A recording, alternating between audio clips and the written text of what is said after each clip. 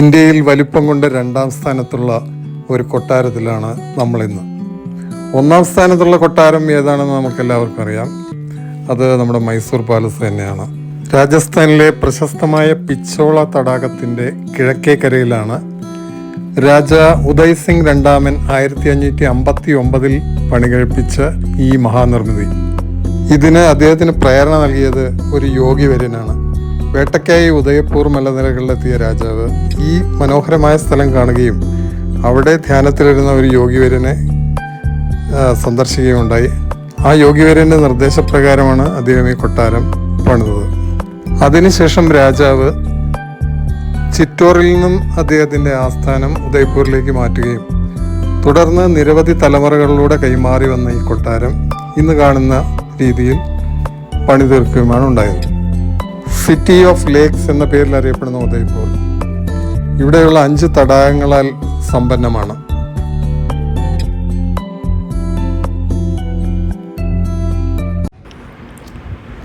പാലസിൻ്റെ പുറത്തു നിന്നുള്ളൊരു ദൃശ്യമാണിത്. അപ്പോഴാണ് നമ്മളുടെ ശ്രദ്ധയിൽപ്പെട്ടത് ഇവിടെ 2 ആനകൾ ഫൈറ്റ് ചെയ്തുകൊണ്ടിരിക്കുന്ന ഒരു വലിയ സ്റ്റാച്യു. അതിന് തൊട്ടടുത്തായി ഒരു വലിയ കടുവയെ കൂട്ടിലിട്ട് വെച്ചതുപോലെ സ്റ്റാച്യുവും കാണാം. രാജാക്കന്മാരുടെ ഭരണകാലത്ത് അവരുടെ മൃഗയ വിനോദങ്ങളുടെ ഓർമ്മയ്ക്കായി പണിത് വെച്ച പോലെയുണ്ട്.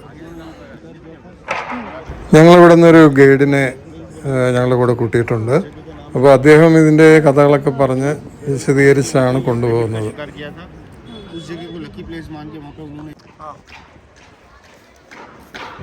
നമ്മളങ്ങനെ കൊട്ടാരത്തിനകത്തുള്ള മ്യൂസിയം കാണുന്നതിനായിട്ട് പോവുകയാണ്.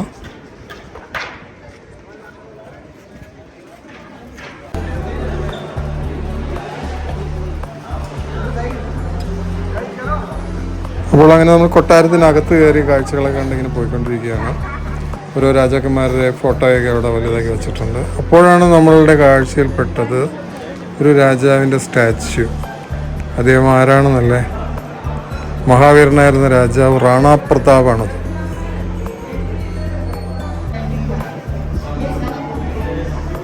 രജപുത്ര ശൈലിയും മുഗൾ ശൈലിയും ചേർന്നുള്ള ഒരു നിർമ്മാണ രീതിയാണ് ഈ കൊട്ടാരത്തിനുള്ളത്.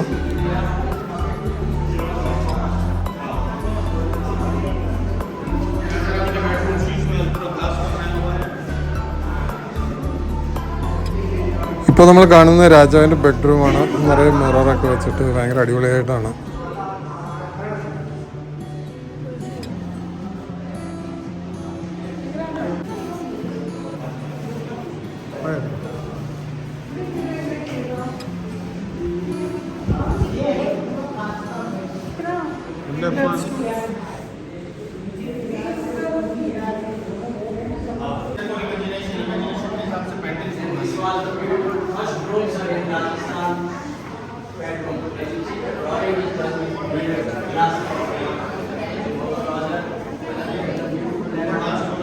നിരവധി പെയിൻറ്റിങ്ങുകളുടെ ഒരു കളക്ഷനാണ് ഈ മുറിയിലുള്ളത്. രാജാവ് കളക്ട് ചെയ്തിട്ടുള്ള നിരവധി പെയിൻറ്റിങ്സ് നമുക്ക് ഇവിടെ കാണാൻ സാധിക്കും.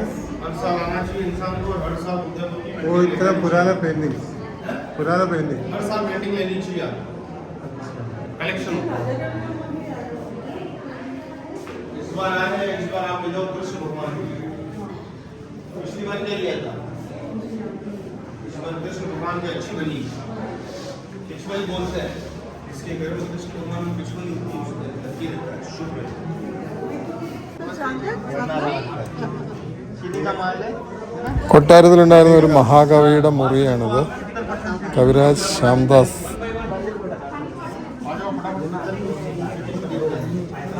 कविराज श्यामदास लेखक थे ना, श्यामदास इतिहास लिखा था मेवाड़ का. भाई रिक्शा है ये आज से सिर्फ सिटी पैलेस के लिए. आज पैलेस घूमो आप, राजस्थान फोक डांस देख लेना, 2-3 काम कर लेना इधर के शॉपिंग वॉपिंग जो करनी वो कर लेना. उसके बाद आप कल वो वाला घूमो, कल उधर आउटसाइड हो जाएगा है ना. यहाँ का मैं आपको करवा दूंगा अभी, है ना.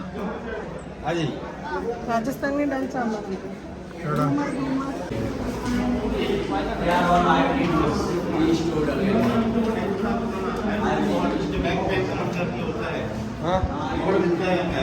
Traditional city. कंबल ये जो कारपेट ये राजा लोग यूज करता था।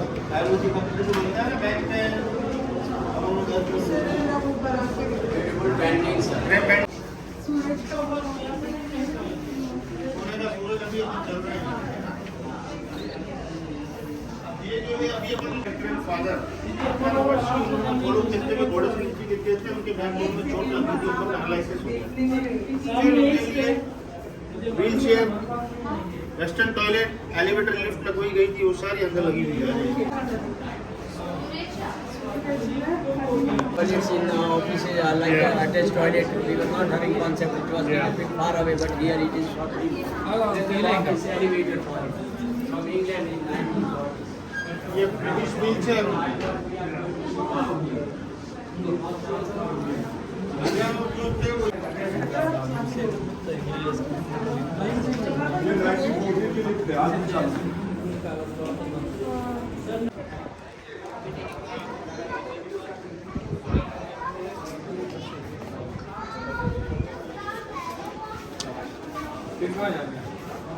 इस सीढ़ियों से आप जाइए वहाँ से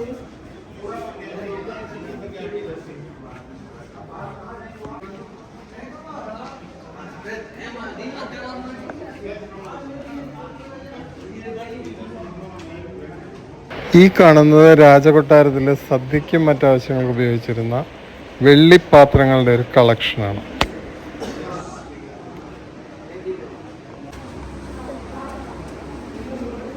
ഇത് രാജാവ് സഞ്ചരിച്ചിരുന്ന കുതിരവണ്ടിയാണ് ഇവിടെ വച്ചിരിക്കുന്നത്. മഹാറാണ പ്രതാപിൻ്റെ കുതിരയായിരുന്ന ചേതക്കിൻ്റെ ഒരു പ്രതിമ ഇവിടെ ഉണ്ടാക്കി വെച്ചിട്ടുണ്ട്. അതിൻ്റെ അലങ്കാരങ്ങളൊക്കെ നമുക്ക് കാണാം. ഒരു യുദ്ധത്തിനിടെ രാജാവിനെ രക്ഷപ്പെടുത്തുന്നതിനായി ഒരു കിടങ്ങിലോട്ട് ചാടി കുതിര മരിച്ചു പോവുകയാണ് ഉണ്ടായത്.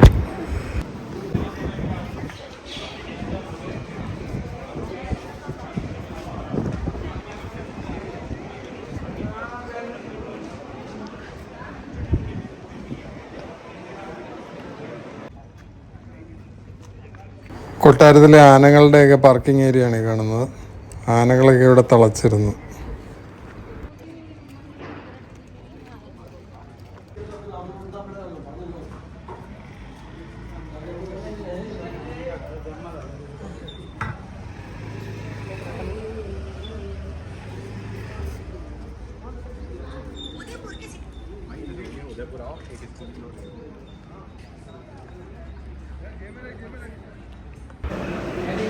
യുദ്ധരംഗത്ത് കുതിര അണിയിച്ചിരുന്ന കവചവും കുതിരയുടെ മുഖാവരണമൊക്കെയാണ് ഈ കാണുന്നത്. ആനയുടെ തുമ്പിക്കൈ പോലെയുള്ള ഒരു പോർഷനിൽ നമുക്ക് കാണാം. ആനകൾ ഈ കുതിരയെ ഉപദ്രവിക്കാതിരിക്കാൻ വേണ്ടി, ആനയ്ക്ക് കൺഫ്യൂഷൻ ഉണ്ടാക്കുന്നതിന് വേണ്ടിയാണ് ആ കവചം ഉണ്ടാക്കിയിരുന്നത്.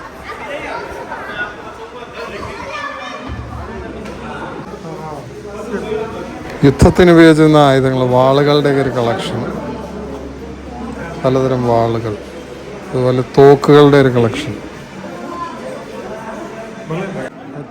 ये बनी हुई मकराना मार्बल, जिस पत्थर का ताजमहल बना ना, മക്കറാന മാർബിൾ. दिन में ठंडा, रात को गर्म, है ना?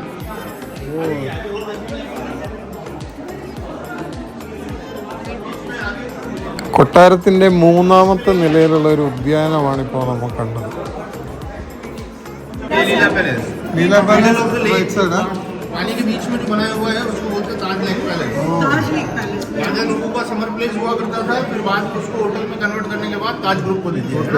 राजा के दो समर प्लेस थे, जग मंदिर है, old Canada, that is the monsoon palace. Pichola